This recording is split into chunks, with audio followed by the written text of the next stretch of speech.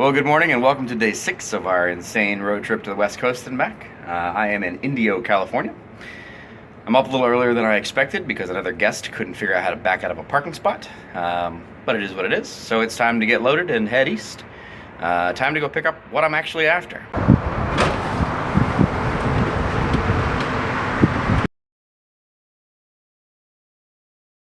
Those of you who are watching the previous episode, which I highly recommend you do, may recognize this. It's also not a parking spot. I am still wearing my shirt from last night. The front desk lady was kind enough to let us park in the very front of the hotel because there's literally no parking anywhere in this area right now. Not sure exactly why that is, what in the world's going on here, but it is what it is. So I moved the truck a couple of feet so this person in a blue Camaro can get out of their parking spot. One of the complicated parts about a trip like this, across the entire country, 3 time zones, and a whole lot of climate changes, you never really know what to pack, but a Lucore Automotive shirt will always work. However, my thermal was going to kill me. Well, if you look back on day 1 of this journey, we left Columbus and it was freezing cold. Temperature was in the mid-teens when I left. The truck was covered in snow and ice, quite cold.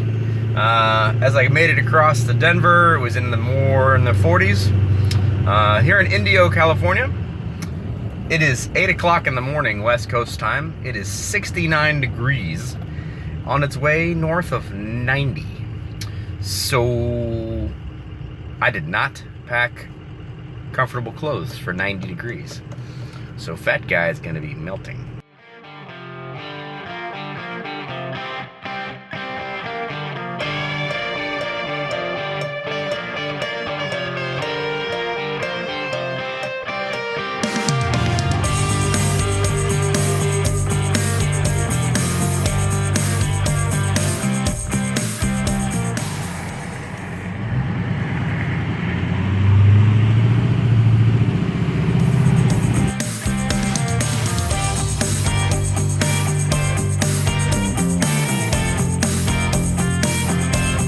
Quite a change in environment over the last couple of days, eh? Well, hopefully you've been watching this entire experience for me. It's been interesting. Last night left LA to get east of LA, so I wasn't going to deal with LA traffic. That was a good call, but a little challenging. Today we're on our way just across the border into Arizona. In the desert southwest. And what are we going after? The only way to really explain this is, see, hot rodding is a sickness. It's a disease that some of us are born with, some of us contract later in life, and Rich Lucore, whom you've seen in many of the videos, is a terminally ill patient with the hot rodding disease, and it doesn't just extend to cars. It also extends to jet skis. Rich has a bit of a fleet of jet skis, stand-up jet skis, already, and is constantly on the lookout for something weird and rare and unique in the jet ski world, just like we are in the car world. Well, he, I believe accidentally, found these 2 jet skis out here in the middle of nowhere desert that are for sale. And they are super unique, very rare hulls, which are not things that we can get anywhere close. They are, they just need to be bought. Now, why in the world am I out here doing this? Well, why didn't we ship them? Well, okay, I get it, I understand. It's an excuse to come out to Southern California and to do another, cross-country road trip. But the real pertinent reason is not that we don't trust shipping companies, but when you're shipping something that's extremely, extremely rare, if they get damaged in shipping, it's not like you can replace them. They just aren't replaceable. So It's a considerable bigger pain to go get them from all the way across the country, but this way we can ensure that in shipping they won't be damaged in any way, because if they were, it's not necessarily about the value or the money of the jet ski that would be damaged. It's more about the fact that it would be completely irreplaceable. So that's what has me in the desert Southwest, and that's what I'm on my way to go get, is a pair of jet skis. And then I'm gonna head east, and then I'm gonna drive a very long way to get home.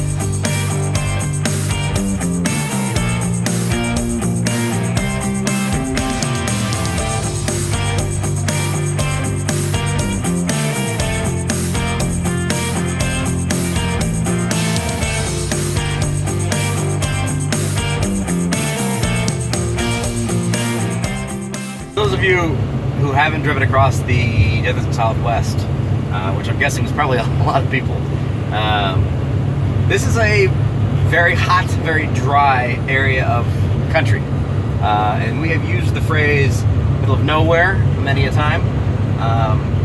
Middle of nowhere absolutely applies to things like middle of nowhere Kansas, middle of nowhere Utah. Those places are remote. This is no less remote. The trick here is it's also considerably more difficult on your vehicle. When you're running around in mid-November and it's in the 90s, this area of the country does get very hot during a lot of the months of the year, so you better make sure your vehicle is capable of doing this trek. You do not want to break down out here or have any kind of automotive issues. You will not be attacked by lions, tigers, and bears, but you will be attacked by scorpions, spiders, and cacti. This is not a place to break down where you may die. As luck would have it, the person that couldn't move their vehicle out from behind my truck has just rolled up behind me in their Chevy Camaro and is not happy with me because I'm in the fast lane. Excuse me.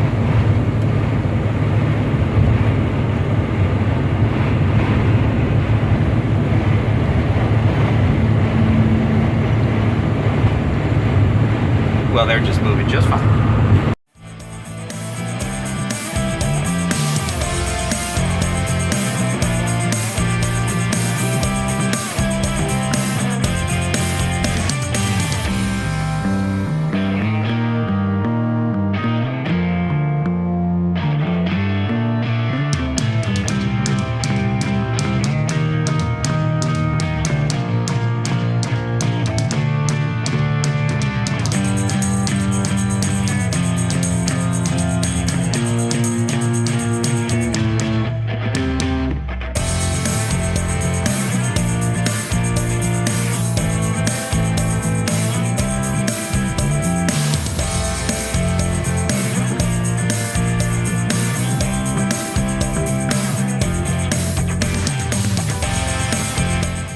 Remember how just a couple minutes ago I mentioned middle of nowhere? Just past Curco Point. On the very bottom of the sign to Curco Point, it says next services 60 miles. Which means if you run out of gas out here,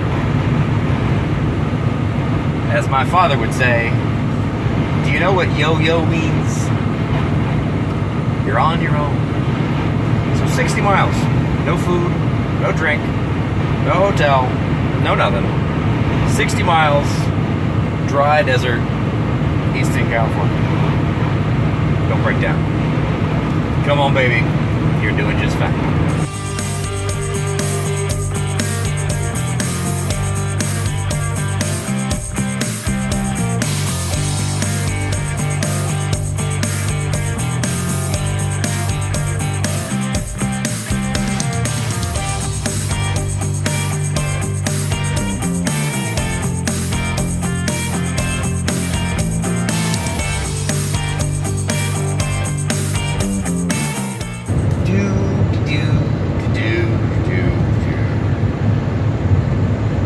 Not a lot to see here. Not a lot to do here. A lot of sand out here. Yeah. So not a lot to talk about. There's not a lot of turns. You know, the stark beauty, that's for sure. I wouldn't want to live here. Apparently neither would anybody else because nobody actually does live out here. But it is a pretty cool experience to come out here and see this. Oh, there's a huge solar field out there. I don't know if you can see that. Way out that way.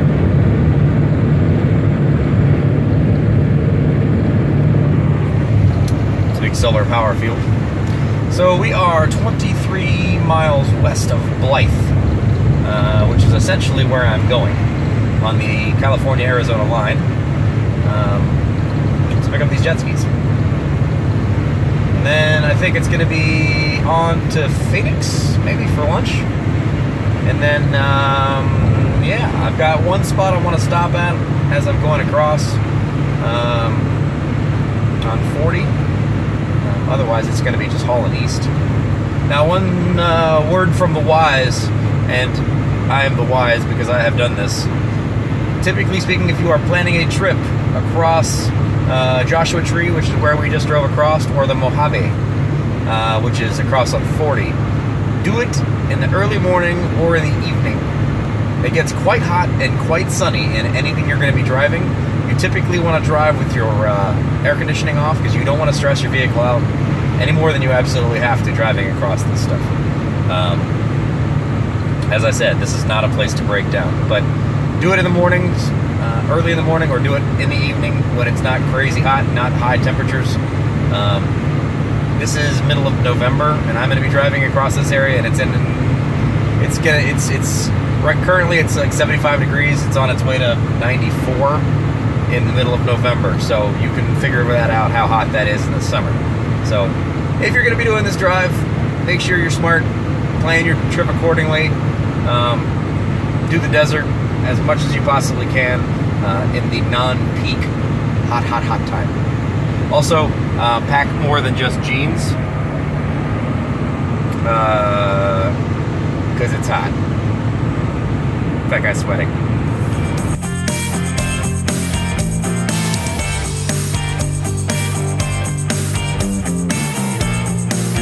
I think I mentioned this one of the other days when we were driving across, I believe, Nevada.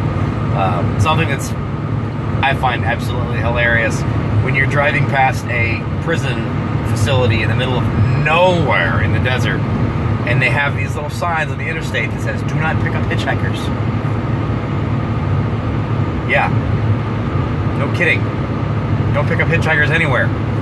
Really, don't pick up hitchhikers in the middle of the desert.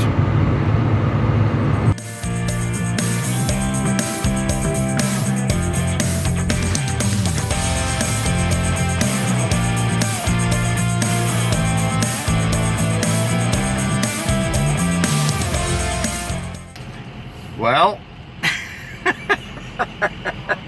no road trip can ever be drama-free, that's for sure. So, sit rep.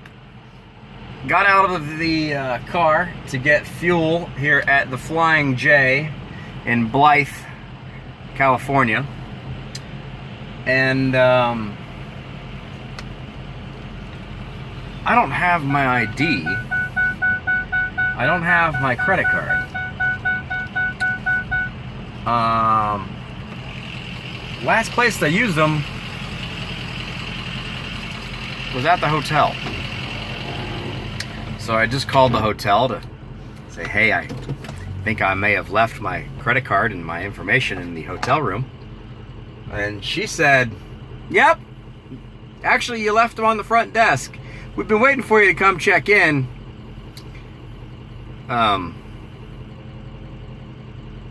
Yeah. You called me in the morning to wake me up to tell me to move my truck. Probably wouldn't have been a great time to mention, hey, by the way, we have your credit card and your ID. So I get to now drive 2 hours back across the desert to go pick up my ID and my credit card. And then turn around and drive 2 hours back across the desert again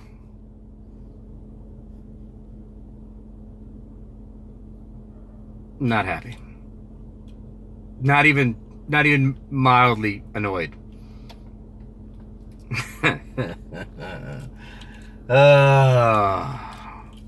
It's always got to be something. Well, I met up with a gentleman we're getting the skis from. He met me at the Flying J, and we explained the situation. So I now have to drive back across the desert to Indio, California to get my ID and my credit card. Because I don't really want to drive across country towing a jet skis set up with a trailer without anything that could prove who I am. Not safe, not smart. So, all that stuff I said about driving across the desert in the morning when it's nice and cool, let's go ahead and throw that out the window. The way you want to do this drive is you want to drive across the desert early in the morning when it's nice and cool, and then turn around and drive back when it's considerably hotter, and then drive back across the same stretch of desert when it's in the middle of the day. High noon probably would be a great time to drive across the hottest portion of this country. I'm angry. You called me this morning. We talked on the phone. You knew what room I was in. Nobody mentioned anything about it. It's sitting at the front desk. Okay. Probably won't film much for the next few hours. We'll pick this story back up when I get back into Arizona. Again.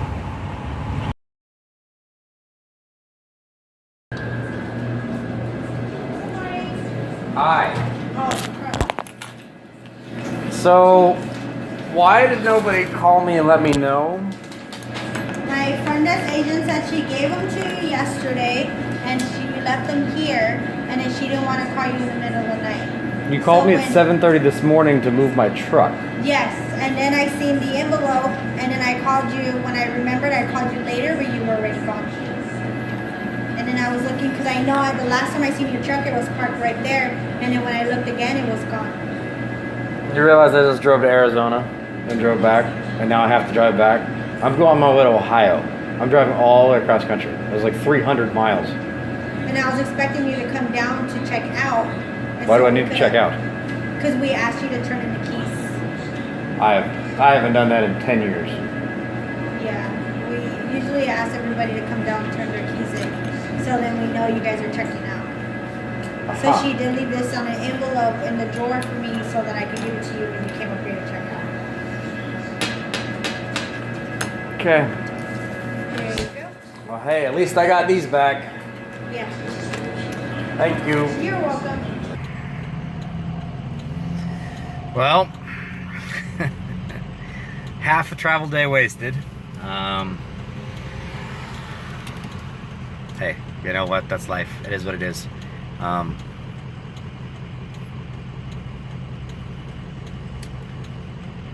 It's hot. I'm a fat guy, and I'm in clothes that I would wear when it's 12 degrees outside, not when it's 90 degrees outside.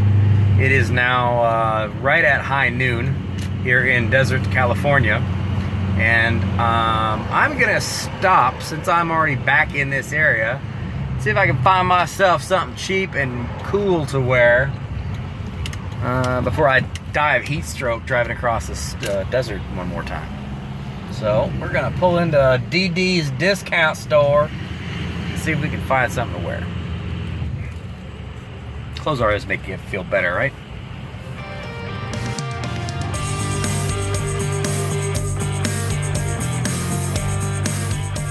Well, there you go. Credit card and ID have been secured. I also was able to change from my extremely hot, sweaty, dying in jeans look to more of a fly desert Southwest look.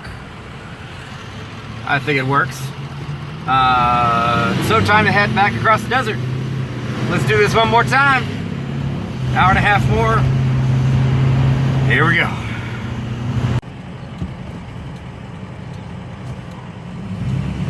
If you feel like you've seen me take this exact same turn before, you're right. It was 4 hours ago. Avoid the peak of the heat. Well, I was wrong. Best time to drive across the desert is 12:30 in the afternoon, when it's as hot as it possibly can get.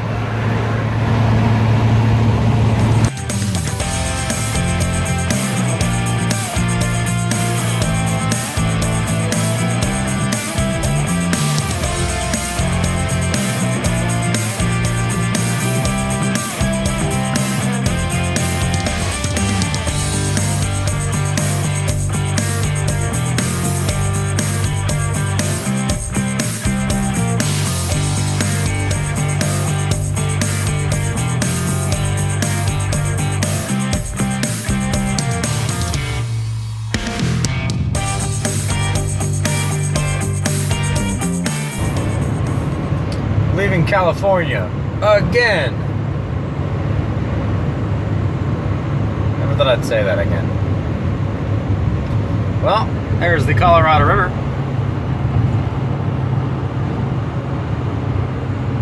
Welcome to Arizona. Again. Well, welcome to Flying J. Now you may be forgiven your feelings of deja vu, like Austin. Haven't you just been there recently? I have. I was here just a couple of hours ago. Matter of fact, I was here a couple of hours ago. I was here at this exact same gas pump, and I'm fueling up basically exactly the same amount of fuel that I just wasted driving across the desert. Now, a lot of times when you're buying something from some random person online, you never really know what the circumstances are going to be. You never really know how it's going to work out. If the person's going to be weird or creepy or a crook or whatever. Or if they just don't value your time. If you haven't watched it yet, I highly recommend watching the Volvo 940 wagon purchase video, which I will link to here. Yeah, you just really never know how those online purchases will go. In this case, this has gone extremely well, at least on my side. The gentleman selling these and his wife, younger couple, super cool, very understanding. We spoke earlier and I explained the situation about the fact that I had to drive back to California to go get my credit card and my ID, and they were totally cool about it. So I am 5 hours late picking up these jet skis. So huge thanks to you guys for being awesome about this and understanding, and I don't know that I would have been this cool, but I really, really appreciate it. Obviously, I've driven all the way across country for them, so I'm definitely interested in the jet skis, and we will give them a good home. So we're going to get up to their place here very shortly, and you can see what this insanely long road trip was all about. There they are. There's our girls. Ready to go to a new home in Ohio. Get them out of this dusty desert. Oh. Well, hey guys, I'm back. Glad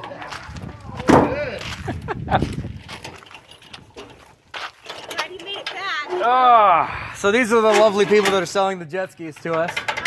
How's it going? And we're amazing about the 5 hour delay. No problem. Yeah, so super fun time. I'm getting real comfortable with that 10.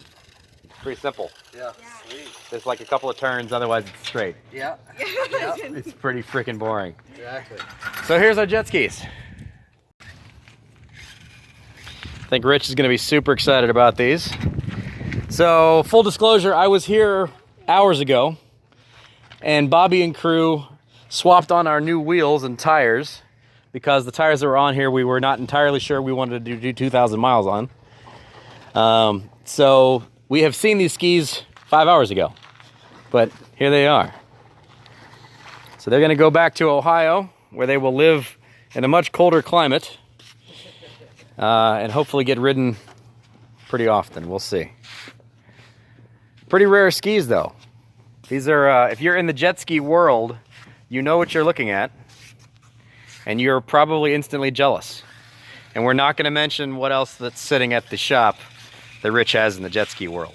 Let me do some business here, give these people some money, and these jet skis are ours. And now they are going to be headed back east, way behind schedule. But hey, at least we're still moving forward.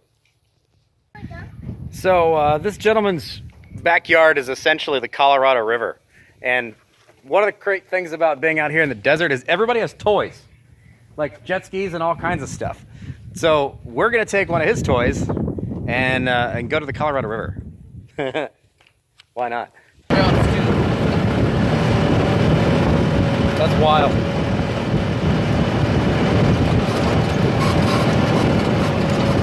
I would be out playing all the time. Oh, we do, man. Every weekend, we always load up the ice chest with beer and water and sodas. My dad has it right side by side, and I can take off out of my backyard. Yeah, right? We could ride the desert from here to Indio to probably 300-400 miles to the U.S. border. We can ride up to, miles to Phoenix, Arizona. We can ride anywhere. We're not reserved. It's non-reserved out here, so everything's pretty well set.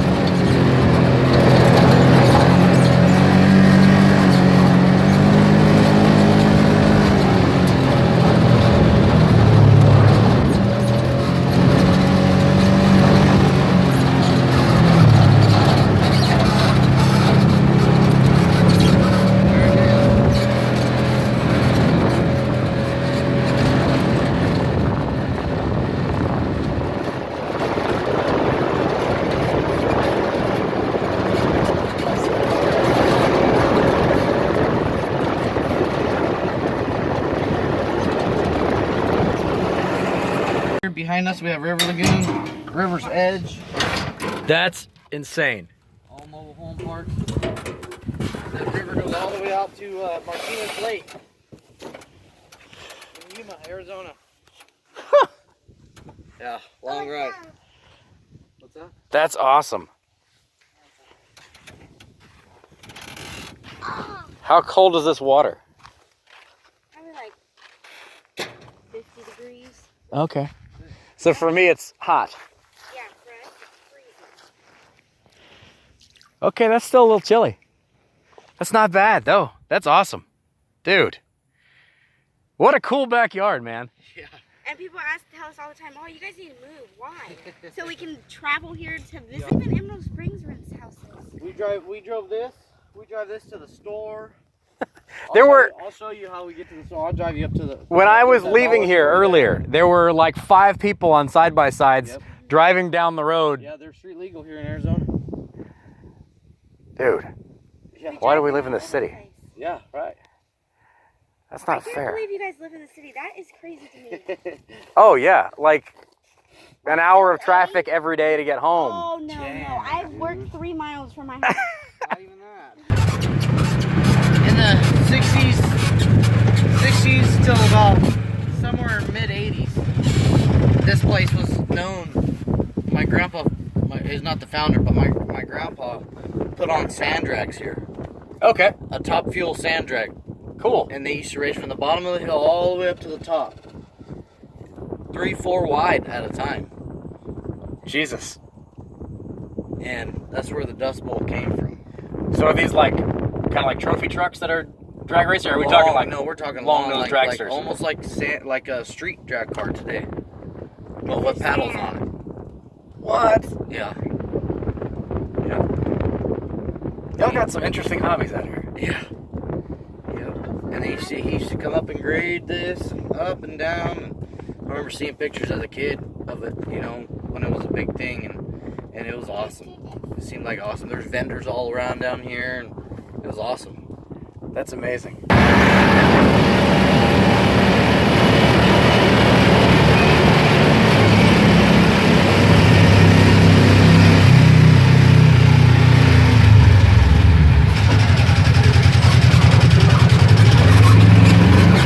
I usually jump out of that.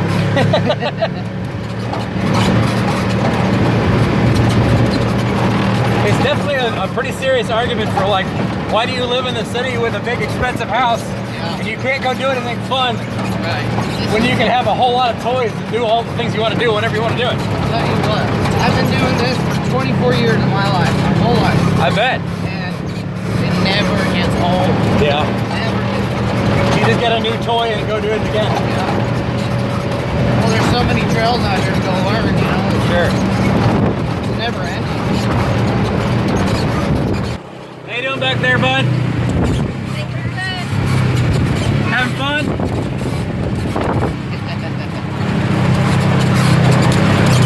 When his mom doesn't want to go with me, I'll just take him. We'll go college. I mean, as far as, like, good, wholesome enjoyment, you're not sitting in front of a computer, you're not sitting in front of a TV. No, you're out and about. Yeah. Fine, yeah, definitely. Getting one of the toys and go have fun. Yeah. Well, sometimes at sunset, if we go downriver, we call it the tree, and you can watch like 35 wild horses run into the river. Wild horses, donkeys, deer, you name it, it's They'll out run there. down and get water. Yeah, they'll run down and get water. That's awesome. Yeah. My son pointed this out the other day. Let's see if I can find it.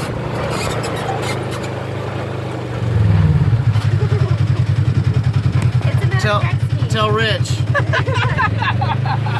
There you go, dude. Just make him an offer. Yeah, right. Give me $100. So, Well, for us, it's when you're driving around the country and you look at people's backyards. Like when you're in the country, West Virginia, Kentucky, Tennessee, wherever, you're always driving on the road, walking backyards. There's all those old guys that got old toys sitting back there. Oh, yeah. You buy stuff out of people's backyards all the time. Yeah, just go up to his house. Hey, that Camaro that hasn't moved in 30 years, I'll give you $1,000 for it. Doesn't have a motor in it. Great. I didn't want the motor was going to be in it anyway.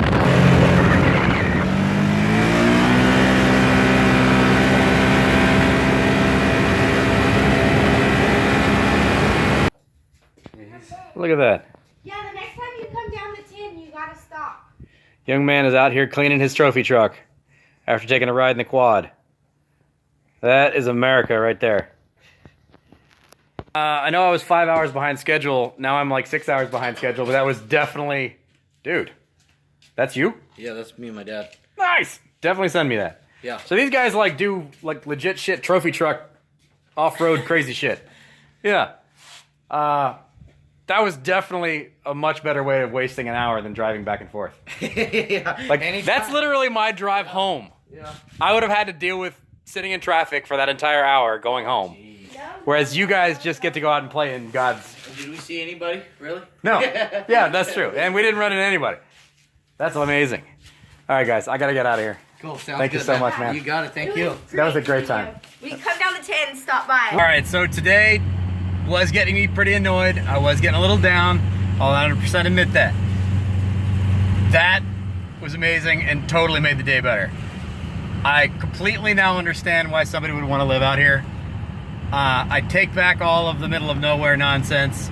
The fact that you have God's playground in your backyard and you can just ride for hours without anybody bothering you and doing whatever you want to, awesome.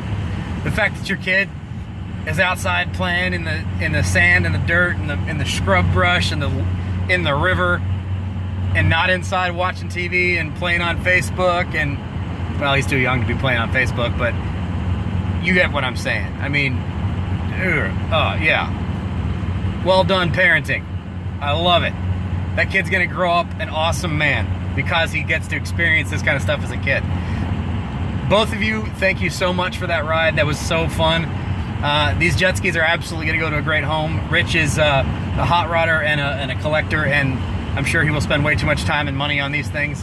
And like I said, there's probably a good chance that one or both of them are going to end up in Florida for the Daytona Beach run here very shortly. So you know how to get in touch with us. Back on 10 East, headed towards Phoenix. From Phoenix, I'm going to kick it on up to Flagstaff. After that, we're going to see how tired I am on whether or not I keep on driving or if I call it a night there. So, yeah, back on the interstate, here we go. Eastward we go. Eastbound and down, loaded up and trucking. We gonna do what they say can't be done.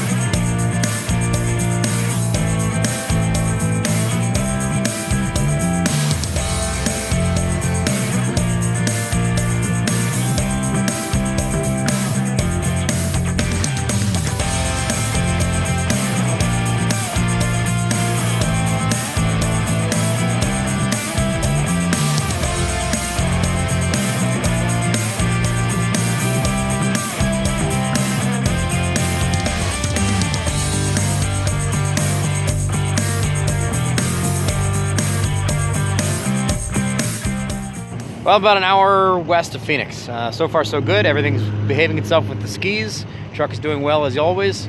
And wanted to get one last gorgeous view of Arizona for everybody before the sun fades completely.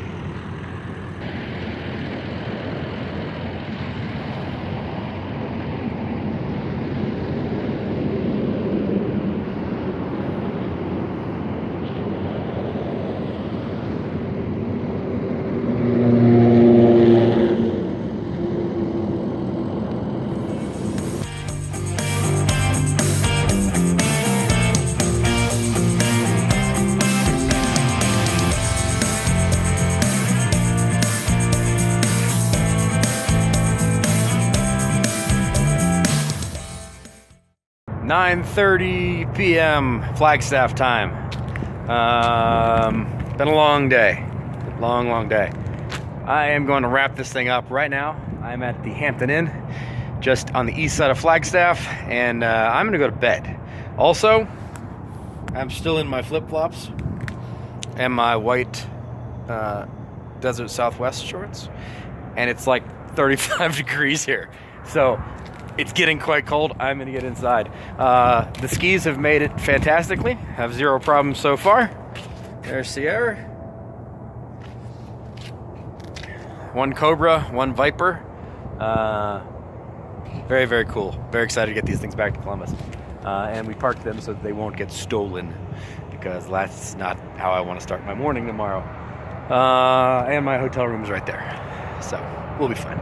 Anyway, I hope you've enjoyed this process. I hope you've enjoyed the day. It's been an interesting day. I don't know that I would say I enjoyed it, but it's been an interesting day. Make sure you click on the subscribe button, drop us a comment, let us know what you think. As always, click on that like button, and the journey continues tomorrow. See ya.